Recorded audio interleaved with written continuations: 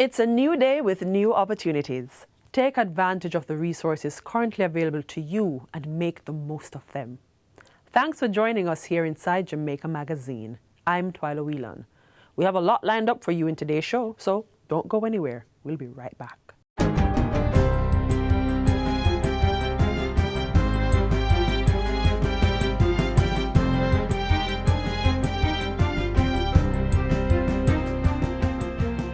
Good day, I'm Lisa Rowe and this is your JIS News for Tuesday, January 9, 2024. Prime Minister Andrew Holness has revealed that 60% of the Montego Bay perimeter bypass has been excavated. Ground was broken in July 2022 for the $274 million roadway. During a tour of the project on Monday, Mr. Holness said he was particularly pleased with the harmonious labor relations on the project and the effort that had been put into getting the labor force together. On a project like this, the harmony of labor relations is absolutely important. It can derail the project, low productivity, can affect the delivery of the quality and timeliness of the project. But from what I have seen here, significant work and preparation has been done in ensuring that there is labor harmony and training of labor, and that's very important. It is important because we are going to be doing several of these projects right across Jamaica. Prime Minister Holness also indicated that great care was being taken to preserve the environment during the construction. We're going to be cutting through new areas, some forested areas, well, not forested in the sense of protected areas, but areas that were previously untouched. So we have taken great care not to disturb bird sanctuaries, and if we have come up on any artifacts or anything like that, we protect those. The contractors and engineers are aware of the importance of preserving our environmental and historical assets, and so great effort was made in ensuring that that was done.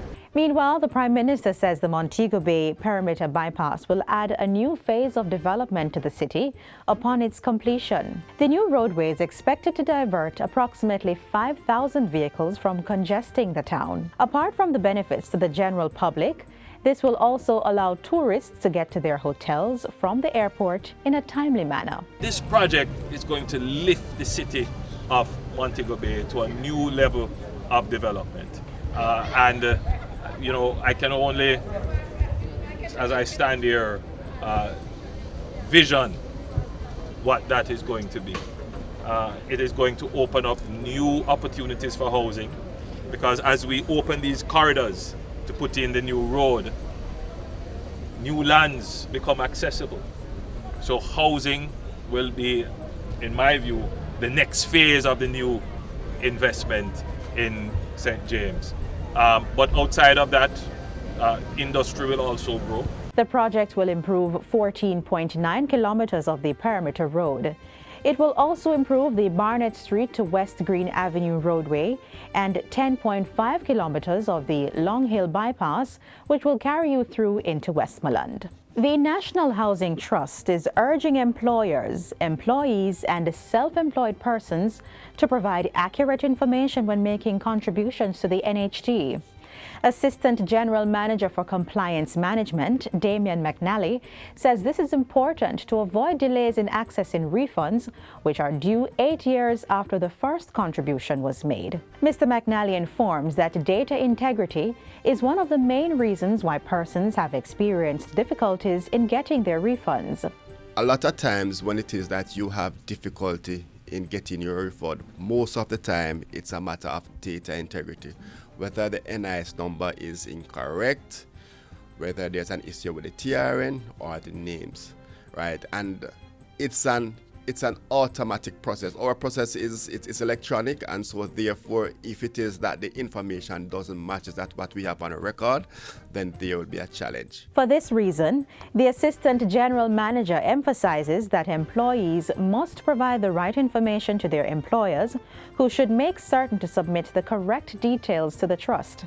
Mr. McNally is reminding contributors who have undergone a name change to update their information at their place of work.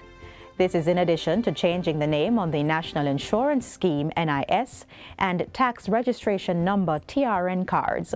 He says this will ensure that the accurate information is shared with the NHT.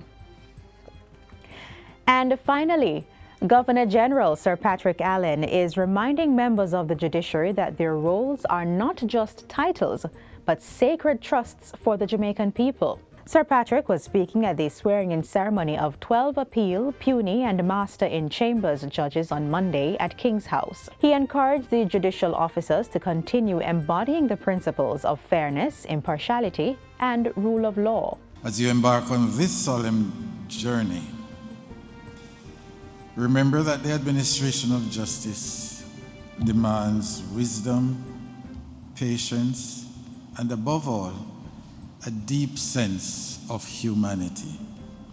Your judgments must not only be legally sound, but also infused with empathy and understanding of the diversity of our society.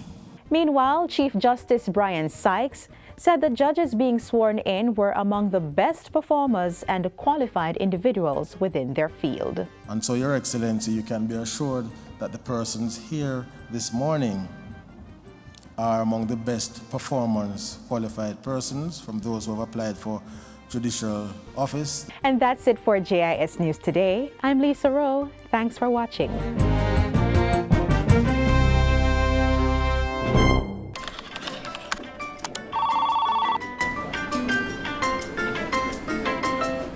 Once upon a time in a Caribbean island known for its rich culture and natural beauty, lived a group of people who were buried in piles and piles and more piles of paper. Papers spanning back to the start of time. Then came a bright idea, harnessing technology to work smarter and not harder. The government of Jamaica is improving its operations to serve citizens better. Many services are now available online, and there's more to come. The government of Jamaica, building a better public sector for all. We're barely 2 weeks into the new year, but already the Prime Minister and his team have been busy seeking new development opportunities for the country. We have a recap of what happened in the office of the Prime Minister this past week.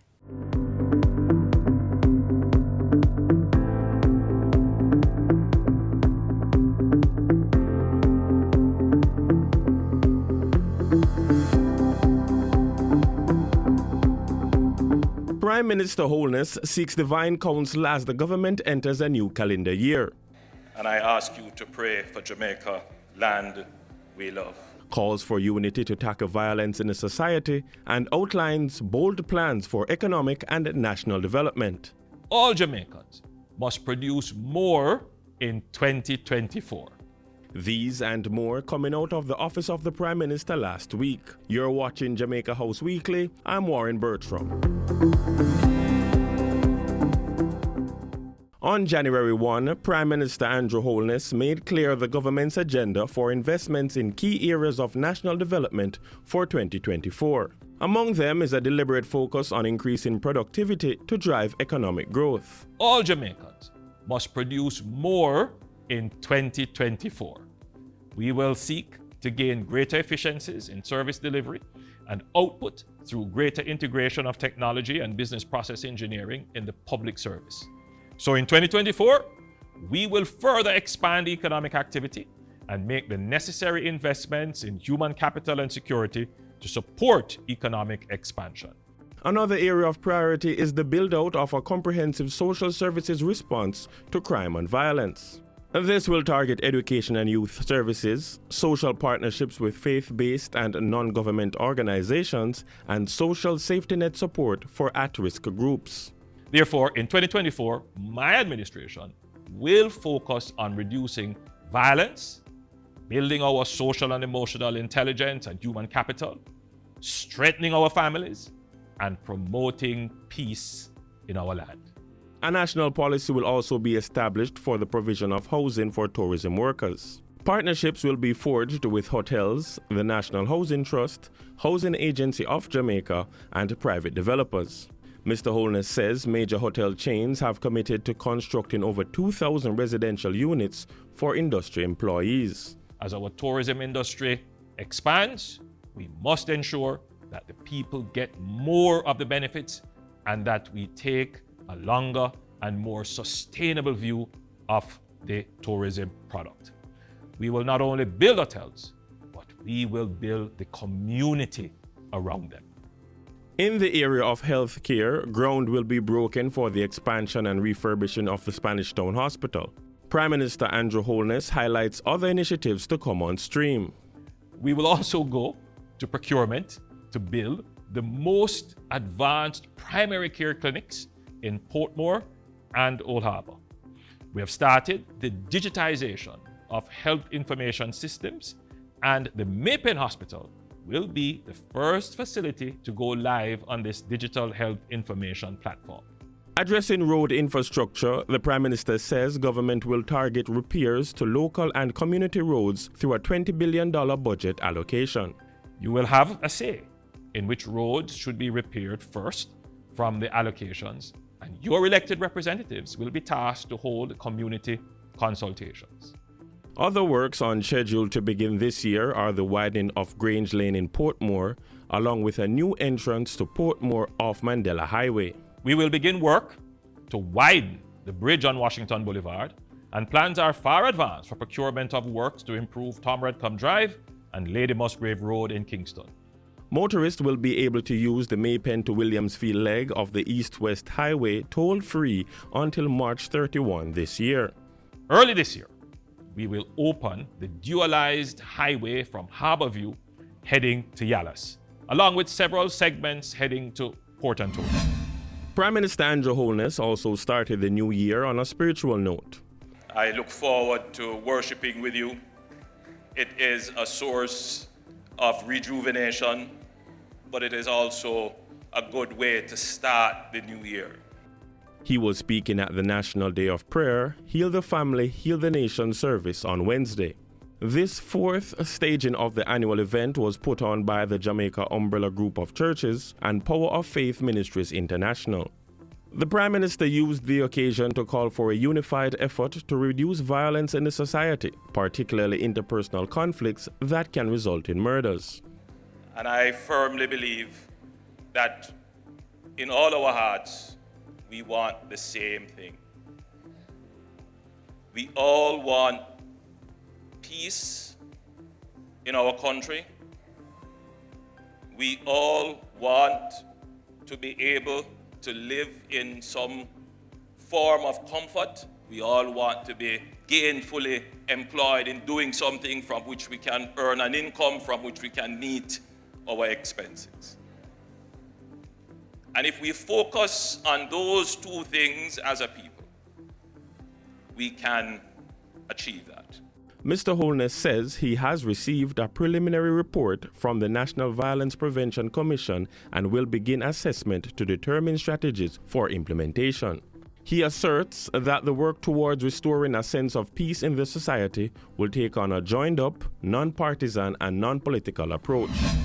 Prime Minister Andrew Holness was in Portland on Thursday for an assessment of roadways that were affected by recent rainfall. He says the government will be providing an emergency response to damaged roadways in sections of the parish. We are coming close to the end of the fiscal year, so there will be some provisions that we will have to make to ensure that the dislocations caused by these weather events do not affect our economic output.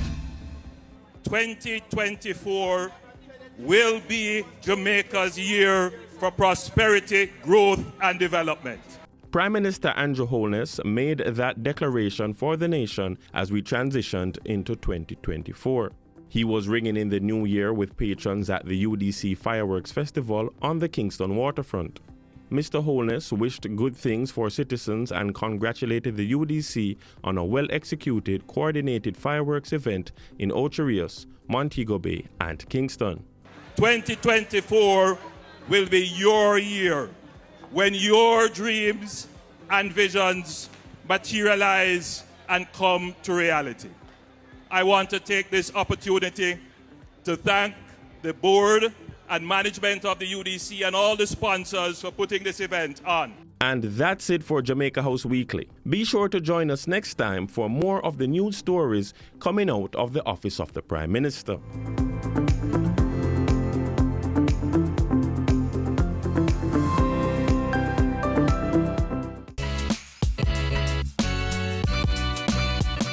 Up next, we continue our year in review series by delving deeper into what the Ministry of Economic Growth and Job Creation achieved in 2023.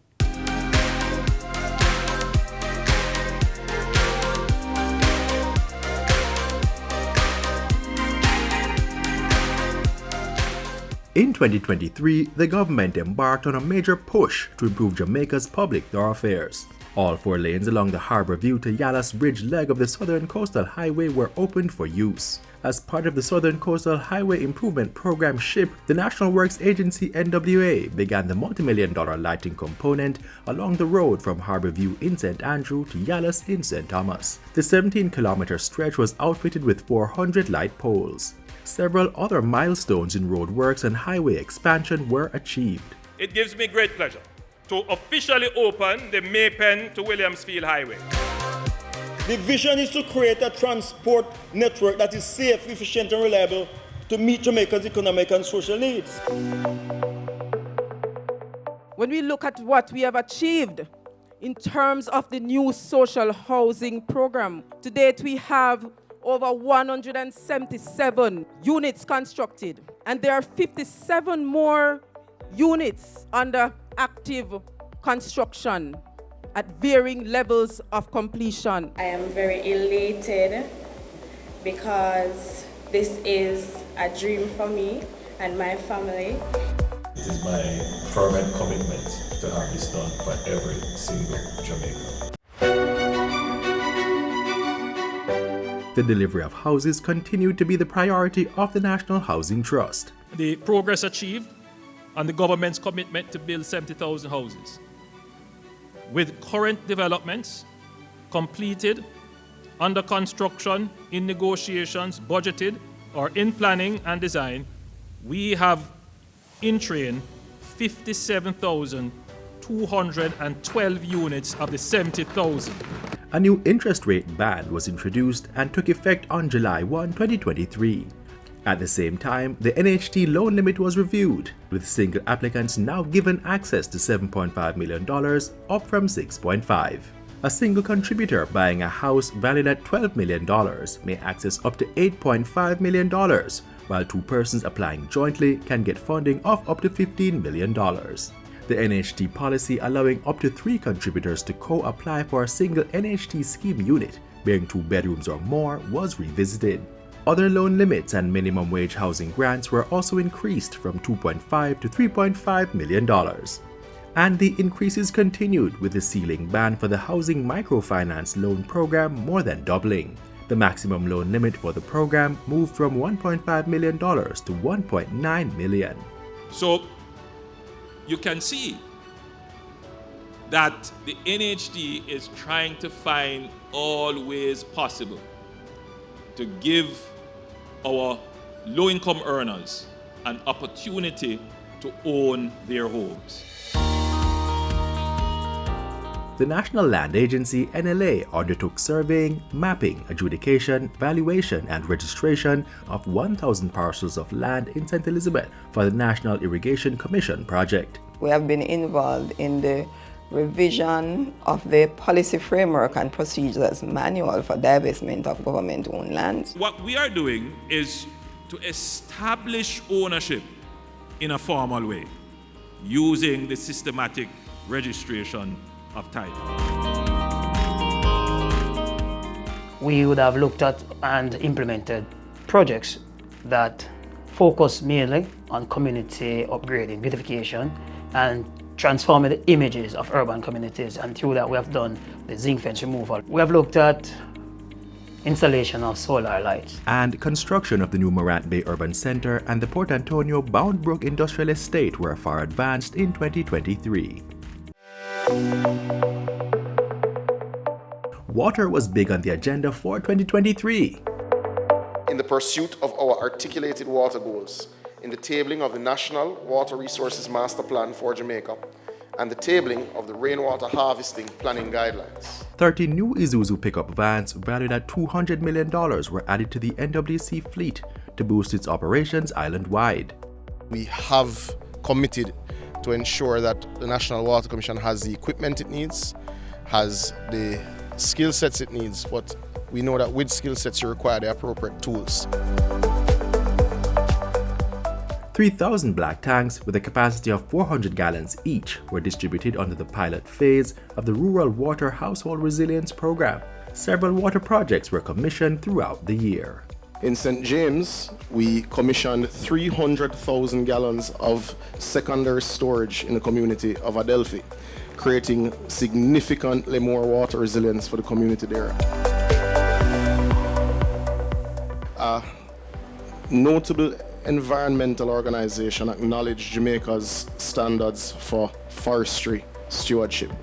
Only country in the Caribbean to receive that. Government came close to hitting the target of planting 3 million trees in 3 years, despite the extreme drought which hampered the process. As at now, Jamaica has planted 2.7 million trees. The ministry has been able to advance our policy agenda, the biosafety policy for Jamaica, the updated climate change policy framework, and the emissions policy framework for Jamaica. A draft watersheds policy was approved as a green paper. In addition to advancing the policy agenda, we have declared 3 new protected areas under the Natural Resources Conservation Authority Act: the Cockpit Country Protected Area, the Petrokeys and Surrounding Waters Protected Area, and the Black River Landscape and Seascape. In the year that was, climate resistance and climate adaptation measures came in for priority attention. We have also commenced the electrification of our government fleet, starting with 100 buses to be delivered in 2024, with other sectors to follow.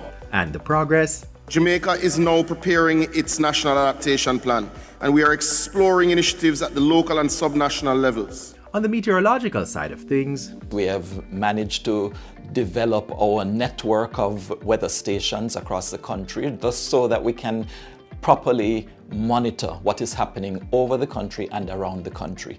And with evolving technology, we have pioneered the development of our climate change portfolio across the country. We have also very recently launched our Jamaica Systemic Risk Assessment tool in collaboration with the Planning Institute of Jamaica and Oxford University. The Bushfire Index was launched to aid in finding where vulnerabilities are nationally and how those may impact any kind of infrastructural damage that may take place. You would very much appreciate the usefulness of knowing with some certainty where bushfires may occur. We are determined to continue the transformation of key development drivers in this country. We will continue to foster an environment that will drive growth. We will prioritize the development of our infrastructure as the key pillar toward achieving our modernization goals.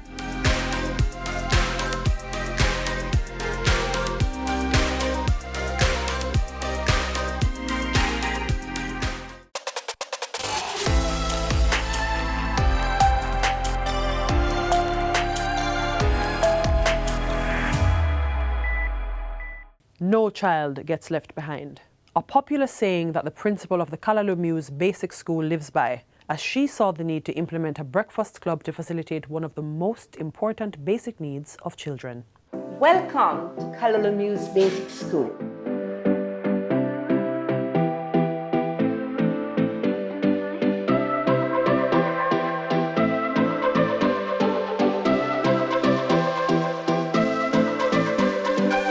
Directly across from the Riverton landfill lies a small poverty-hit community of about 500 people. There, you find an established preschool that educates roughly 56 local children. This beam of promise not only offers their children a grassroots education, but has served the students in ways that have brought a sense of hope within the community. And this is their tale. I became the principal 2005, September.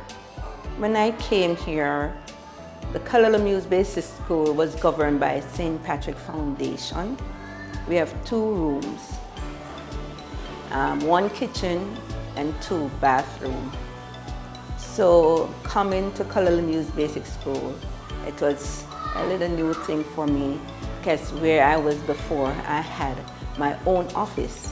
So this is what I have to start with. While that was going on, many of the little ones were being dropped off at the school without a meal to start the day. But a cup of tea a day can help to keep the worries at bay.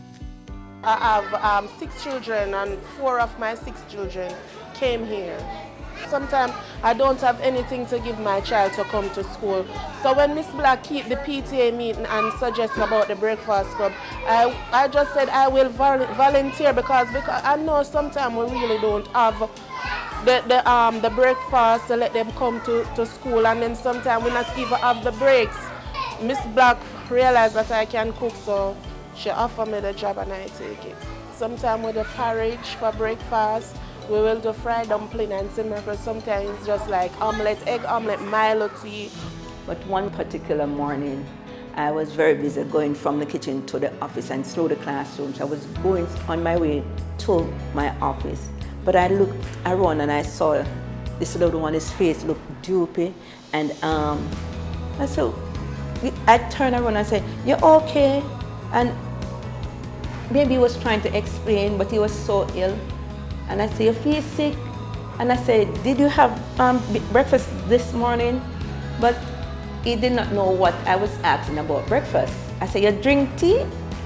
And he do like this, "No." I said, "Don't drink no tea."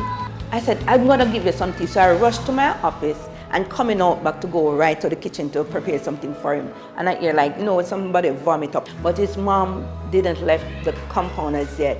And his mom came in. And I said, "You never give him no tea?" And she said, "No, miss, me never have any money. But me buy him 1 bag juice and I eat, me give him." And trust me, that did something deep in my core, deep in my soul. It affected me so much. And I said, no, even little tea water I'm gonna start with. But we are sending them to school because we know say Miss Black now going to turn them away from the lunch, so we send them same. Trust me, when you start something, it will attract people to come and help. And this is how everything started coming in. And since I started it, we have several different organizations come to just help. And one such group is the New York-based church Perfecting Faith Ministries, which is being led by Pastor Donnie McClurkin. I was introduced to Kalalumu's maybe about 12 years ago. And we came and we did some medical and dental work here with the kids. And it's become an annual thing every year since then, with the exception of the 1 year during the pandemic. But this is my home now, and we've adopted it. It is, we sponsor it every month with a stipend. And we are totally behind 100% what the principal is doing here. And we look forward to seeing it grow. We really do.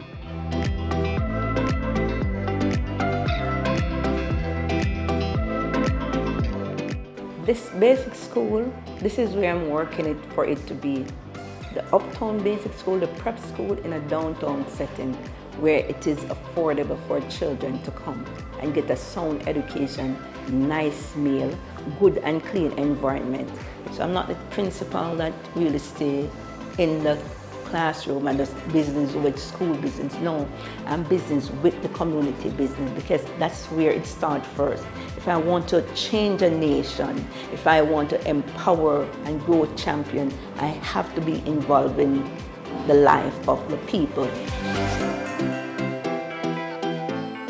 This is where our program ends for today. But not to worry, join us again tomorrow, same time, same place, for another inspiring lineup, including the year in review for the Ministry of Tourism. You don't want to miss it.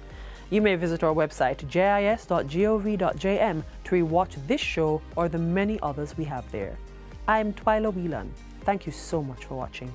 This has been a production of the Jamaica Information Service, the voice of Jamaica.